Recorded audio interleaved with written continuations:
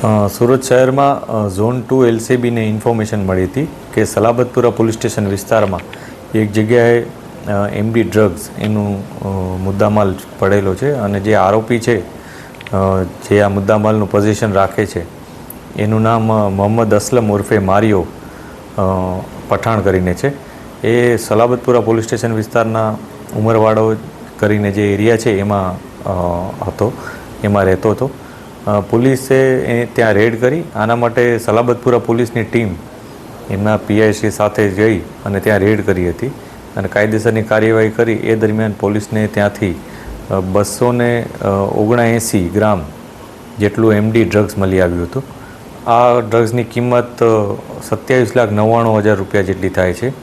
એના further police custody પણ અમે માંગ્યા છે અને એ અમને મળી પણ ગયા છે.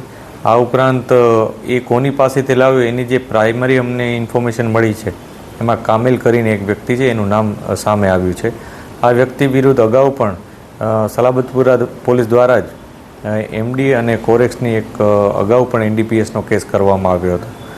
પોલીસ હજી તપાસ કરી રહી છે. હજી આમાં જે પણ લોકો સંડોવાયેલા હશે એના વિરુદ્ધ કાયદેસરની કાર્યવાહી કરવામાં આવશે.